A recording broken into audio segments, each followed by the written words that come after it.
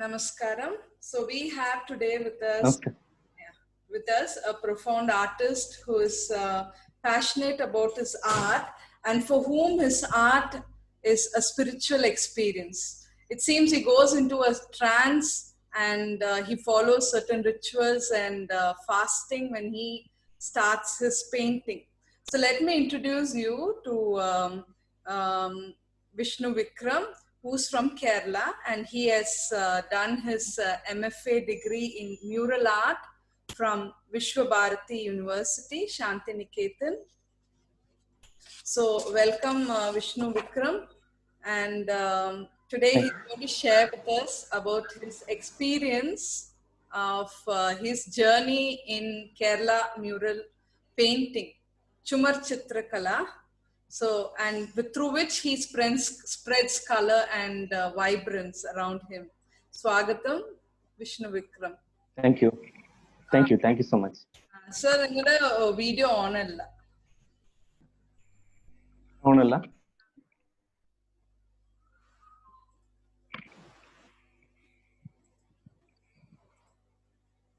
Okay.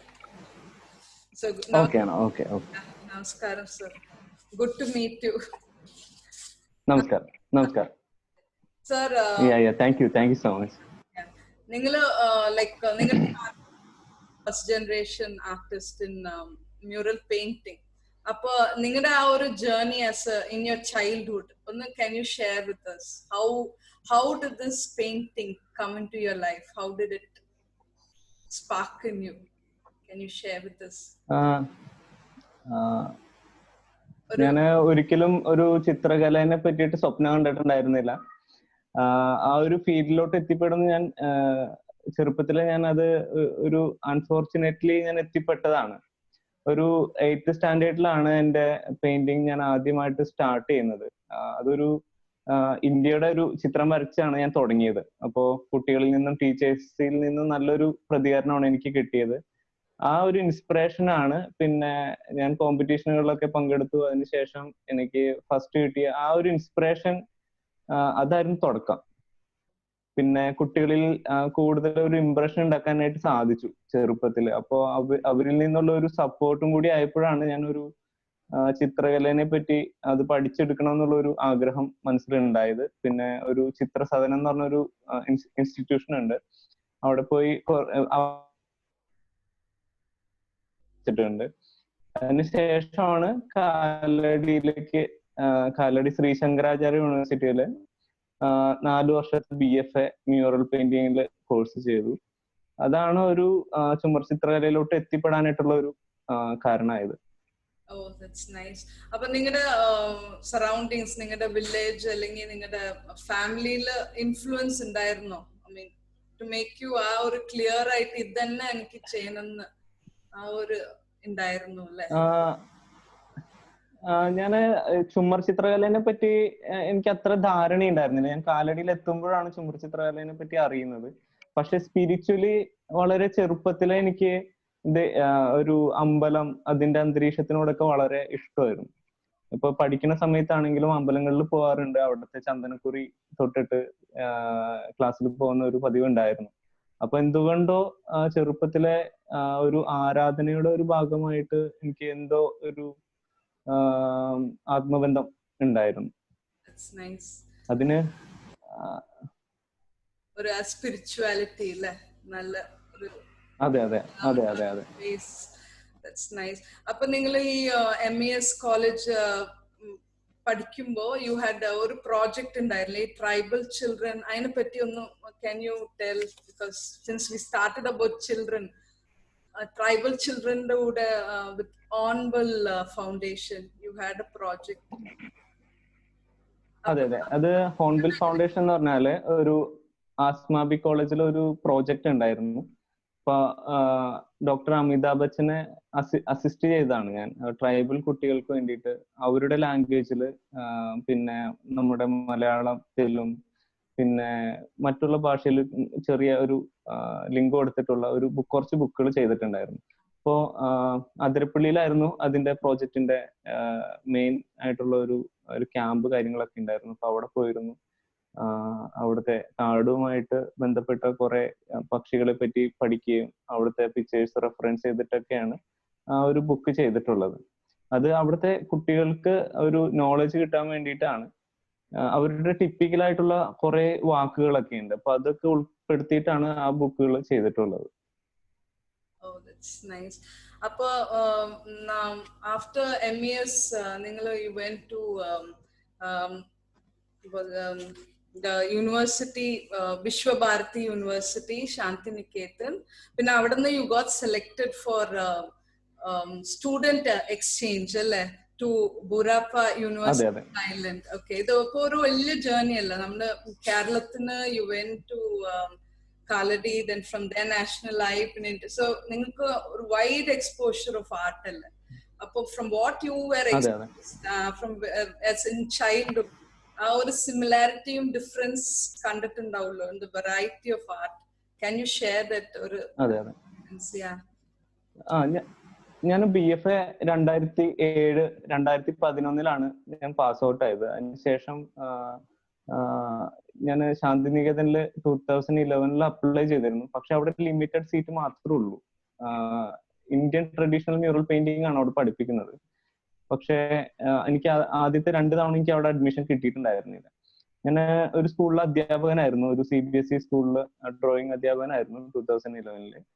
പിന്നെ അതിന് ശേഷം എനിക്ക് എന്തുകൊണ്ടോ എനിക്ക് ടീച്ചിങ്ങിനോട് എനിക്ക് വീണ്ടും പഠിക്കണമെന്നായിരുന്നു ആഗ്രഹം.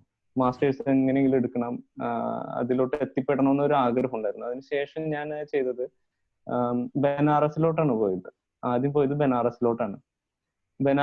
ബനാറസ് ഹിന്ദു യൂണിവേഴ്സിറ്റിയിലെ അവിടുത്തെ ഒരു മ്യൂറൽ അധ്യാപകനായിട്ടുള്ള സുരേഷ് കെ നായർ എന്ന് പറഞ്ഞ ഒരു മലയാളി അധ്യാപകനുണ്ട്. അദ്ദേഹത്തിന്റെ അടുത്ത് പോയി അദ്ദേഹത്തിന്റെ ഒപ്പം കുറെ വർക്കുകൾ ചെയ്തിട്ടുണ്ട്, അദ്ദേഹത്തെ അസിസ്റ്റ് ചെയ്തിട്ടുണ്ട്. അതിനുശേഷമാണ് ഞാൻ ശാന്തിനികേതനിലോട്ട് പോയത്. ശാന്തിനികേതൻ വളരെ പ്രത്യേകതയുള്ള ഒരു ഇൻസ്റ്റിറ്റ്യൂഷനാണ്. അവിടെ നമ്മൾ എത്തിപ്പെട്ടാലും നമുക്ക് കുറെ അധികം അധ്യാപകര് എന്നുള്ള ഒരു ബന്ധം നമുക്ക് കൂടുതലാണ് അവിടെ. അവിടുത്തെ ഒരു സിലബസ് അങ്ങനെയാണ്. പിന്നെ അത് കഴിഞ്ഞിട്ട് ഇവിടെ തായ്ലൻഡ് പോയപ്പോഴും ആ ഒരു ആർട്ടിന്റെ ആ ഒരു എക്സ്പോഷർ, അപ്പൊ നിങ്ങൾക്ക് variety, you are expose to different types of art അല്ലേ. So what did you find a similarity or a difference with your art which you are more familiar with back at home? ഞാൻ ചുമർ ചിത്രകലയിൽ എനിക്കുള്ള ഒരു experience എന്ന് വെച്ചാൽ ഇന്ത്യയിൽ തന്നെ പലതരത്തിലുള്ള mural paintings ഉണ്ട്. ഇപ്പൊ കേരളത്തിന്റെ ഒരു ടിപ്പിക്കൽ ആയിട്ടുള്ള ഒരു ആർട്ട് ഫോം ആണ് കേരള മ്യൂറൽ പെയിന്റിംഗ് എന്ന് പറയുന്നത്. അതുപോലെ തന്നെ നമ്മൾ ഏറ്റവും ഫെമിലിയർ ആയിട്ടുള്ള ഒരു പെയിന്റിംഗ് ആണ് തഞ്ചാവൂർ പെയിന്റിംഗ് എന്ന് പറയുന്നത്. പിന്നെ രാജസ്ഥാനി ഉണ്ട്, കാളിഘട്ട് പെയിന്റിംഗ് ഉണ്ട്, ബുണ്ടി പെയിന്റിംഗ് ഉണ്ട്, തങ്ക പെയിന്റിംഗ് ഉണ്ട്. അങ്ങനെ അതുപോലെ തന്നെ ടിപ്പിക്കൽ ആയിട്ടുള്ള ഒരുപാട് ആർട്ട് ഫോംസ് ഉണ്ട്. അപ്പോ നമ്മൾ ഇതിന്റെയൊക്കെ വേറെ അന്വേഷിച്ച് പോവുകയാണെങ്കിൽ ആദ്യം എത്തിപ്പെടുന്നത് അജന്തയിലോട്ടാണ്. ഇതിനൊക്കെ ഒരുപാട് ലിങ്കുകൾ ഉണ്ട് പരസ്പരം, കാരണം ഇത് നാച്ചുറൽ കളേഴ്സ് വെച്ചിട്ടാണ് ചെയ്യുന്നത്. അപ്പൊ അതിന് പ്രൊജക്ഷൻ കിട്ടാൻ വേണ്ടിയിട്ട് ഒരു സ്റ്റെപ്പ് ഫോളോ ചെയ്താൽ മാത്രമേ നമുക്ക് അതിൻ്റെതായിട്ടുള്ള ഒരു അവസാനം പൂർണ്ണതയിലോട്ട് എത്താൻ പറ്റുള്ളൂ. അതുപോലെ തന്നെ ഇപ്പോ തായ്ലാൻഡിലോട്ട് പോവുകയാണെങ്കിൽ തായ്ലാൻഡിലും മ്യൂറൽ പെയിന്റിങ്സ് ഉണ്ട്.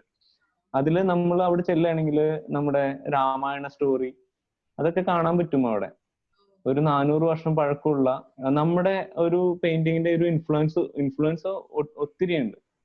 ആ ഒരു ഏകദേശം ഒരു 75% ആ ഒരു ഇൻഫ്ലുവൻസിൽ തന്നെയാണ് അവിടുത്തെ ചിത്രകാരന്മാരും 400 വർഷങ്ങൾക്ക് മുമ്പ് ചെയ്തിട്ടുള്ളത്. പക്ഷെ അതിൽ ഗോൾഡിന്റെ ഇൻഫ്ലുവൻസ് കൂടുതലാണ്. 24 ക്യാരറ്റ് ഗോൾഡ് വെച്ചിട്ട് മ്യൂറൽ പെയിന്റിംഗിൽ അവർ ചെയ്തിട്ടുണ്ട് അവിടെ. അതെ. അപ്പൊ ഈ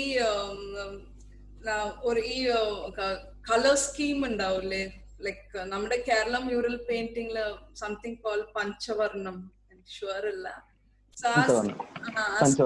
അതെങ്ങനെയാ അത് ആക്ച്വലി നിങ്ങള് when you depict you use the 5 colors അല്ലേ? അതെ. ഇപ്പൊ 5 വർണ്ണങ്ങൾ നമുക്ക് അവൈലബിൾ ആയിട്ടുള്ളൂ. മെയിൻ ആയിട്ട് നമ്മുടെ സമീപ പ്രദേശങ്ങളിൽ നിന്ന് കിട്ടുന്ന കല്ലുകൾ, മഞ്ഞക്കല്ല്, ചുവന്ന കല്ല്. പിന്നെ നമ്മൾ ഉപയോഗിക്കുന്നത് പച്ചയ്ക്ക് വേണ്ടിയിട്ട് നീലാമരി ഉപയോഗിക്കുന്നുണ്ട്. പിന്നെ കറുപ്പിന് നമ്മുടെ എള്ളെണ്ണയുടെ കരിയാണ്. പിന്നെ വൈറ്റ് ആ പ്രതലത്തിലുള്ള കളർ തന്നെയായിരിക്കും. അപ്പോൾ ഈ ഒരു കളറിന്റെ അവൈലബിലിറ്റി മാത്രമേ പണ്ടത്തെ കാലത്ത് ഉണ്ടായിരുന്നുള്ളൂ. ഇപ്പോഴത്തെ റീസെന്റ് നമുക്ക് ഒരുപാട് മൾട്ടിപ്പിൾ കളേഴ്സ് അവൈലബിൾ ആണ്. പക്ഷെ പണ്ടത്തെ കാലത്ത് ആ കളേഴ്സ് മാത്രം അവൈലബിൾ ഉണ്ടായിരുന്നുള്ളൂ. അപ്പൊ ആ കളേഴ്സ് പരസ്പരം മിക്സ് ചെയ്തിട്ടാണ് ഡിഫറെന്റ് കളേഴ്സ് ഉണ്ടാക്കിയിരുന്നത്. അപ്പൊ അതിനൊരു യൂണിക് ആയിട്ട് ഒരു ഫോർമാറ്റ് ഉണ്ടായിരുന്നു. നമ്മൾ എല്ലാ പെയിന്റിങ് നോക്കുകയാണെങ്കിൽ പഴയ കാലത്തെ ചിത്രങ്ങൾ നോക്കി, ഞാനിപ്പോ യൂറോപ്പിൽ പോയപ്പോഴും അവിടുത്തെ പെയിന്റിങ്സ് ഇപ്പൊ ഒരു 10 നൂറ്റാണ്ട് മുമ്പുള്ള ചിത്രങ്ങൾക്കൊക്കെ ആ ഒരു കളർ പാറ്റേൺ നമുക്ക് അതിൽ കാണാൻ പറ്റുമായിരുന്നു. അത് നിങ്ങൾക്ക് ഒരു ലൈക്ക് എന്തെങ്കിലും scripture, I mean like you have books നിങ്ങൾ റെഫർ ചെയ്യാൻ, U refer something like ancient scriptures? കൂടുതലും നമുക്ക് റെഫറൻസിൽ നിന്ന് നമുക്ക് അവൈലബിൾ ആണ്. പിന്നെ നമ്മള് ബൈ ഡെയിലി ഒരു എക്സ്പീരിയൻസ് ഉണ്ട് പെയിന്റിങ്ങിൽ. അപ്പോൾ ആ ഒരു എക്സ്പീരിയൻസിൽ നിന്ന് നമുക്ക് മനസ്സിലാക്കാൻ പറ്റുന്ന ഒരുപാട് കാര്യങ്ങളുണ്ട്. നമ്മളിപ്പോ ഒരു ബ്രഷിൽ ഒരു സ്ട്രോക്ക് ചെയ്യുമ്പോഴും നമുക്ക് അതിൽ നിന്ന് ഒരുപാട് പഠിക്കാനുണ്ട്. നമ്മൾ പുതിയതായിട്ടുള്ള കണ്ടെത്തലുകൾ ഓരോ ദിവസത്തെ ഒരു പ്രാക്ടീസിൽ നമുക്ക് കിട്ടുന്നുണ്ട്. അപ്പൊ നമുക്ക് അത് ഇന്നോവേറ്റീവ് ആവാം നിങ്ങളുടെ ക്രിയേറ്റിവിറ്റി. തീർച്ചയായിട്ടും നമ്മളിപ്പോ ഒരു ഒബ്ജക്റ്റ് കണ്ടിട്ട് അത് വരച്ചു നോക്കുമ്പോഴാണ് പണ്ടത്തെ ആളുകൾ എങ്ങനെയാണ് അത് ചെയ്തതെന്ന് നമുക്ക് മനസ്സിലാവുന്നത്. അപ്പൊ അതൊരു ഒബ്സർവേഷൻ ആണ്. നമ്മളും അവരിൽ നിന്ന് ഒത്തിരി പഠിക്കുന്നുണ്ട്. നമുക്ക് പഴയതുണ്ടെങ്കിലേ പുതിയതുള്ളൂ. അപ്പോ ഈ ആർട്ട് ഫോംസ് ഇപ്പൊ നിങ്ങൾ പറഞ്ഞില്ലേ, അജന്ത, തഞ്ചാവൂർ, ഇപ്പൊ ഇതിൽ എവിടെയാണ് നമ്മുടെ ആക്ച്വലി കേരള മ്യൂറൽ പെയിന്റിംഗിന്റെ ഒരു പൊസിഷൻ? ഇസ് ഇറ്റ് എല്ലാം ഒരുമിച്ചാണോ, അല്ല എല്ലാം ഹാസ് ഇറ്റ്സ് ഓൺ നിഷ, എങ്ങനെ പറയാ, ഇറ്റ്സ് ഓൺ പൊസിഷൻ? ഇപ്പോ അജന്ത പെയിന്റിങ്സ് നമ്മൾ എടുക്കുകയാണെങ്കിൽ അത് ബുദ്ധിസ്റ്റ് സ്റ്റോറിയാണ് കൂടുതൽ ചെയ്തിട്ടുള്ളത് പെയിന്റിങ്ങില്. പക്ഷെ അതില് ഓർണമെന്റേഷൻ, ഫിഗറേഷനിലൊക്കെ ഒരു ഏകദേശം ഒരു രൂപസാമീപ്യം നമുക്ക് കൊണ്ടുവരാം. പക്ഷെ ഓർണമെന്റേഷൻ ഒരു 2000 വർഷം പുറകോട്ടുള്ള ചിത്രങ്ങളാണ് അത്. പുറകോട്ടും പിന്നെ കുറച്ച് മുമ്പോട്ട് AD 4th സെഞ്ചുറിയിലൊക്കെ ഉള്ള പെയിന്റിങ്സ് ആണ് അവിടെ ഉള്ളത്. അപ്പോ ആ ഒരു കാലഘട്ടത്തിലെ ഒരു ഓർണമെന്റേഷൻ ആണ്, അന്നത്തെ ഒരു ഒബ്സർവേഷനും ആണ് അന്നത്തെ കാലത്തെ ചിത്രങ്ങളാണ്. പക്ഷെ അന്നത്തെ ഏറ്റവും റിച്ച് ആയിട്ടുള്ള ഒരു പെയിന്റിംഗ് ആയിരുന്നു. അന്നത്തെ അല്ല, ഇപ്പോഴും എവർഗ്രീൻ ആണ് അത്. അത്രയും ഒരു ക്ലാരിറ്റിയോ ഫിനിഷിങ്ങോട് കൂടിയിട്ടുള്ള ചിത്രം നമുക്ക് സമീപ സമയത്ത് കാണാൻ പറ്റിയിട്ടില്ല. അത്രയും ഡെഡിക്കേറ്റഡ് ആയിട്ടുള്ള ആർട്ടിസ്റ്റുകളാണ് അതിൽ വർക്ക് ചെയ്തിട്ടുള്ളത്.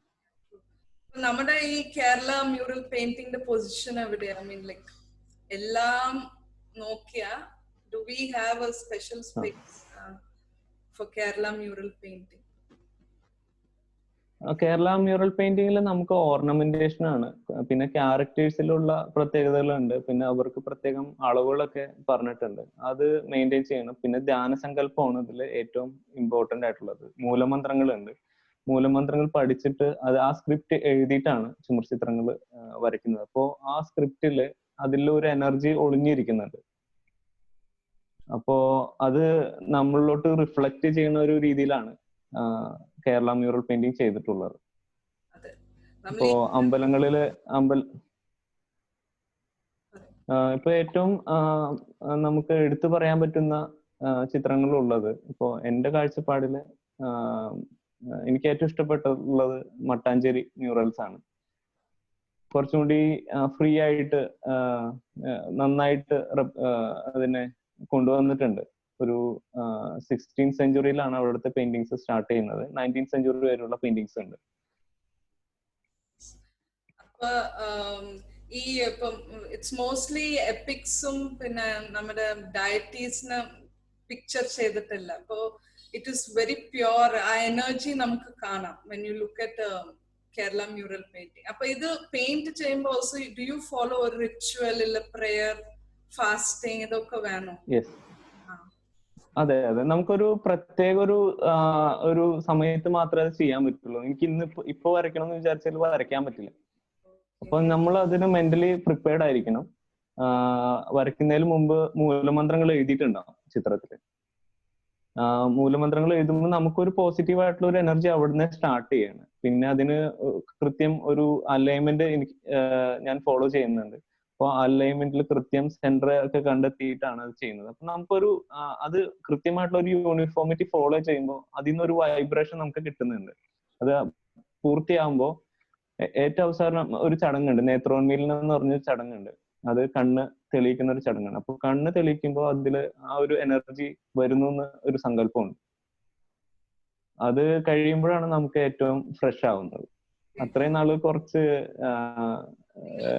തീരുന്ന വരെ നമുക്കൊരു ഒരു ട്രാൻസ് അതെ അതെ അതെ ആ ഒരു പ്രോജക്റ്റിന്റെ ഉള്ളിൽ I mean like fully involved in that ഒരു സ്പിരിച്വൽ. അതെ അതെ ഓക്കെ. അപ്പൊ ഈ കളേഴ്സ് പറ്റി കുറച്ചുകൂടി ഒന്ന് പറയാമോ? Like what do you use, natural വേ എങ്ങനെ ഏതാ യൂസ് ചെയ്യുന്നതെന്ന്? നാച്ചുറൽ എനിക്ക് ഇപ്പൊ നമുക്ക് രണ്ട് രീതിയിലാണ് ചുമർ ചിത്രകല ഞാനിപ്പോ ചെയ്തുകൊണ്ടിരിക്കുന്നത്. ഒന്ന് അക്രലിക്കിൽ ചെയ്യുന്നുണ്ട്, നാച്ചുറൽ കളറിൽ ചെയ്യുന്നുണ്ട്. എനിക്ക് ഏറ്റവും കൂടുതൽ ഇഷ്ടം നാച്ചുറൽ കളറിൽ ചെയ്യാനാണ്. കാരണം നാച്ചുറൽ കളർ കമ്പാരിറ്റീവ്ലി അക്രലിക് കുറച്ച് ഹാർഡാണ്, നമുക്ക് കുറച്ച് കൂടുതൽ സമയം സ്പെൻഡ് ചെയ്യേണ്ടി വരും. പക്ഷെ അതിൽ നമുക്കൊരു ഫീലിംഗ് കൂടുതലുള്ളത് നാച്ചുറൽ കളറിലാണ്. ഞാൻ സ്വന്തമായിട്ട് കളർ നിർമ്മിച്ചിട്ടാണ് ചെയ്യുന്നത്. ഇതിപ്പോ ഇത് റെഡ് സ്റ്റോൺ ആണ്. ഇപ്പൊ ഇതിലൊരു ഫിൽട്ടറിങ് മെത്തേഡ് ഉണ്ട്. ആ മെത്തേഡിൽ ഇതില് നമ്മള് നോക്കുകയാണെങ്കിൽ ഇതിൽ കുറെ ലൈമൊക്കെ കാണാൻ പറ്റും. ലൈമിന്റെ പാർട്ടുണ്ട്. നമ്മൾ കുറച്ചു നേരം വെള്ളത്തിലിട്ട് കഴിയുമ്പോൾ ഈ ലൈമൊക്കെ കുറച്ച് സോഫ്റ്റ് ആവും. അത് റിമൂവ് ചെയ്തിട്ട് നന്നായിട്ട് ഗ്രൈൻഡ് ചെയ്യും. ഗ്രൈൻഡ് ചെയ്തിട്ട് നമ്മൾ ഒരു ബക്കറ്റ് വാട്ടറിൽ മിക്സ് ചെയ്യുമ്പോൾ കളർ വാട്ടർ മാത്രമായിട്ട് നമുക്ക് കിട്ടും. ഒരു 5 മിനിറ്റ് വെയിറ്റ് ചെയ്യുമ്പോൾ കളർ ഹാർഡായിട്ടുള്ള അതിലത്തെ മിനറൽസ് അടിയിലോട്ട് വരും. അതിൽ കുറെ ഇരുമ്പ് അയിരൊക്കെ ഉണ്ടാവും, അയൺ പാർട്ടൊക്കെ ഉണ്ടാവും, അതൊക്കെ അടിയിലോട്ട് വരും. ഈ കളർ വാട്ടർ നമ്മൾ ഒരു പൈപ്പ് വെച്ചിട്ട് ഒരു ബക്കറ്റിലോട്ട് ഷിഫ്റ്റ് ചെയ്യാണ്. പിന്നെ ഒരു 2-3-4 മണിക്കൂർ കഴിയുമ്പോൾ കളർ മാത്രമായിട്ട് അടിയിലോട്ട് ഊറിയിട്ടുണ്ടാവും. അപ്പറിലെ തെളി വാട്ടർ നമ്മൾ ഷിഫ്റ്റ് ചെയ്യും. അതിനുശേഷം നമുക്ക് തണലത്ത് വെച്ച് ഉണക്കിയെടുക്കുക. അതാണ് ഒരു കളറിന്റെ പ്രോസസ്സ്. നമുക്കിപ്പോ ഇത് നീലാമരി എന്ന് പറയുന്ന ഒരു കളറാണ്. ഇത് പച്ചയാണ് ശരിക്കും, പക്ഷെ നമുക്കിത് കാണുമ്പോൾ കറുപ്പായിട്ട് തോന്നുള്ളൂ. അത് മഞ്ഞ ബാക്ക്ഗ്രൗണ്ടിൽ ഈ കളർ വയ്ക്കുമ്പോഴാണ് ആ ഒരു പച്ചയുടെ ഒരു എഫക്റ്റ് കിട്ടുന്നത്. പക്ഷെ ഇതില് നമ്മൾ ഗമ്മ് യൂസ് ചെയ്യണം. നീം ഗമ്മാണ് യൂസ് ചെയ്യുന്നത്, എന്നാൽ അത് പിടിക്കത്തുള്ളൂ, അല്ലെങ്കിൽ അത് റിമൂവ് ചെയ്ത് പോകും. പിന്നെ ഇതൊരു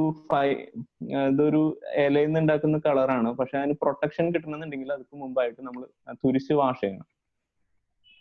കോപ്പർ സൾഫേറ്റ് വാഷ് ചെയ്താലേ ഇത് പ്രൊട്ടക്റ്റീവ് ആവുള്ളൂ, അല്ലെങ്കിൽ ഇൻസെക്ട്സ് വന്ന് കഴിക്കാൻ ചാൻസ് കൂടുതലാണ്.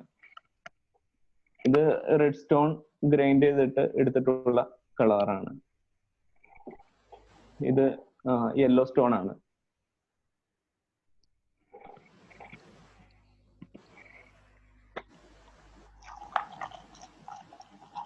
ഇത് ഹിംഗുൽ സ്റ്റോൺ എന്ന് പറയും.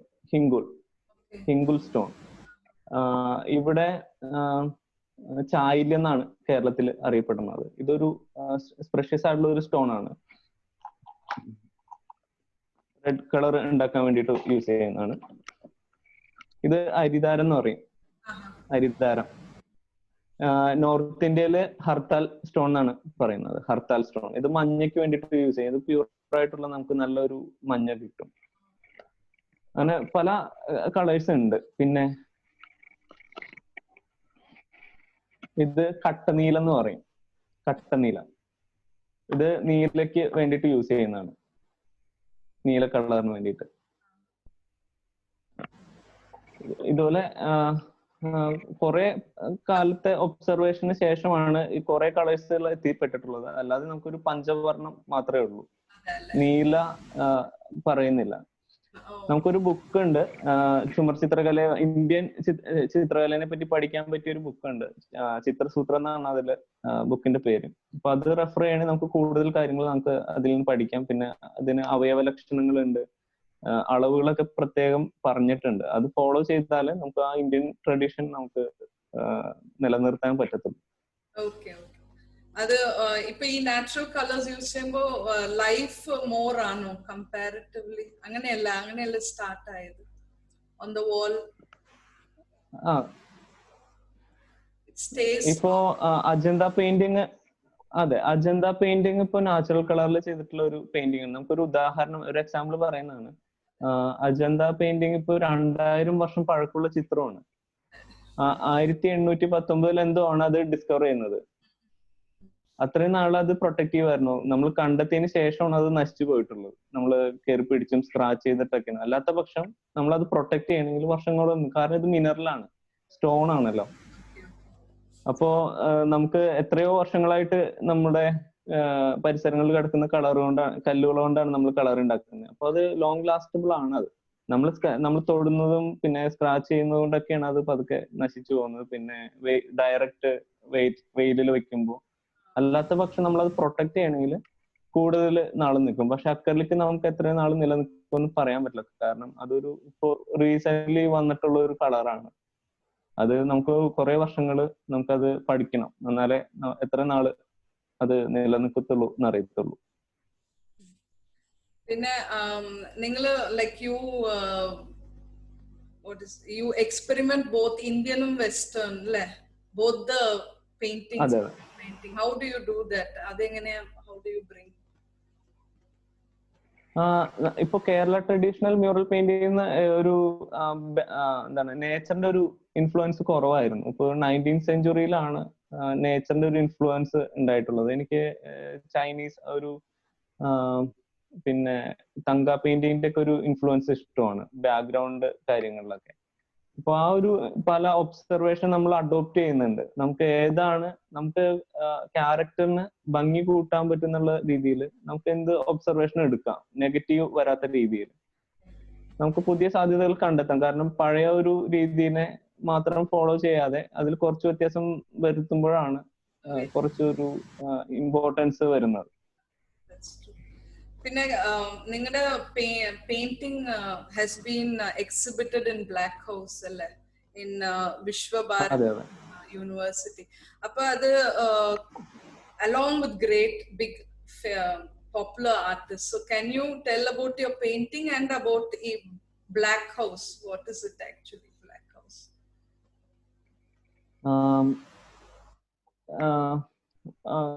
ശാന്തിനികേതനില് ഞാൻ പറഞ്ഞല്ലോ, 2 പേർക്ക് മാത്രമേ അവിടെ മ്യൂറൽ പഠിക്കാനായിട്ടുള്ള ഒരു സാഹചര്യം ഉള്ളൂ.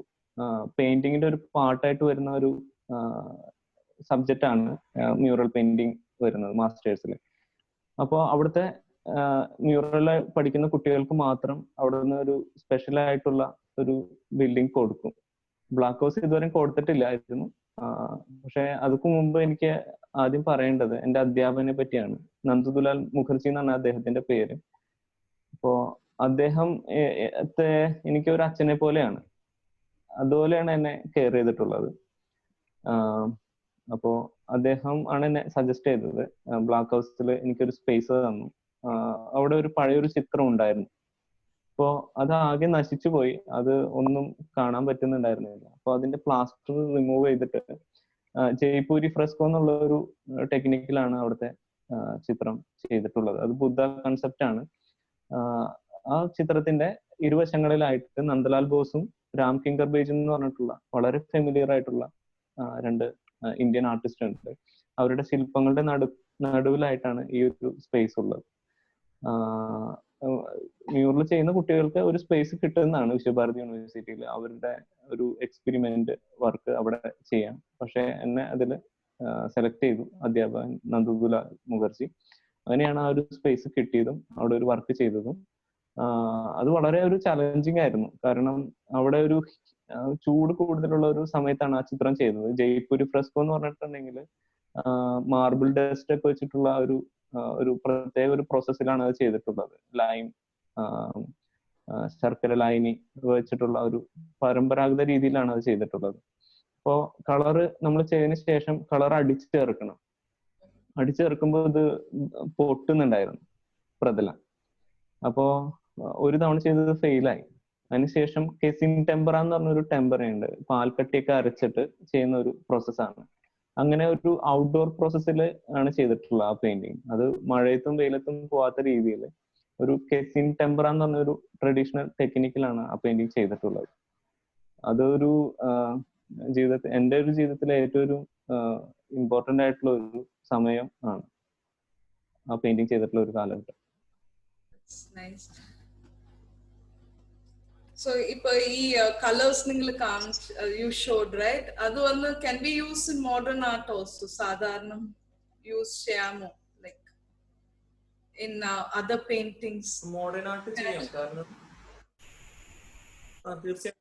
തീർച്ചയായിട്ടും ചെയ്യാം. കാരണം നമുക്ക് കളേഴ്സ് അവൈലബിലിറ്റി നമുക്ക് ഉണ്ടല്ലോ. നമ്മൾ സ്വയമായിട്ട് ഇപ്പോൾ അക്രിലിക്കിലാണെങ്കിലും ഓയിൽ പെയിന്റിങ്ങിൽ ആണെങ്കിലും ഉപയോഗിക്കുന്ന ഒരു ഫോർമാറ്റിൽ നമുക്ക് വേണമെങ്കിൽ ചെയ്യാം. കാരണം ഓയിൽ പെയിന്റിങ് പഴയ കാലത്ത് ചെയ്തിട്ടുള്ളത് നാച്ചുറൽ കളർ വെച്ചിട്ടാണ്. ആ ഒരു ഓയിൽ ബേസ്ഡ് ആയിട്ടുള്ള കളറാക്കി ഇട്ടാണ് നാച്ചുറൽ കളർ ചെയ്തിട്ടുള്ളത്. അപ്പോൾ പുതിയൊരു സബ്ജക്ട് അതിൽ ചെയ്യുന്നതിന് നമുക്ക് ലിമിറ്റേഷൻസ് ഒന്നുമില്ല. അത് നമ്മുടെ ഒരു എക്സ്പെരിമെന്റ് വർക്ക് ആണല്ലോ, നമുക്ക് എന്ത് വേണമെങ്കിലും ചെയ്യാൻ പറ്റും. So thank you sir for sharing till now. What do you like to leave as a leaving note? എന്തെങ്കിലും പറയാൻ like about Kerala mural art and all that, sum up everything. നമ്മുടെ Indian ഒരു പരമ്പരാഗതം ഒരു ഇന്ത്യൻ ട്രഡീഷൻ എന്ന് പറഞ്ഞിട്ടുണ്ടെങ്കിൽ ഒത്തിരി rich ആണ്.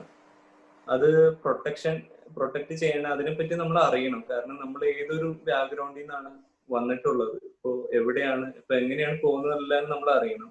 നമുക്ക് ഒരുപാട് മോണുമെന്റ്സ് ഉണ്ട്, ഒരുപാട് ശില്പങ്ങളൊക്കെ ഉണ്ട്, അവിടെ ചിത്രങ്ങളുണ്ട്.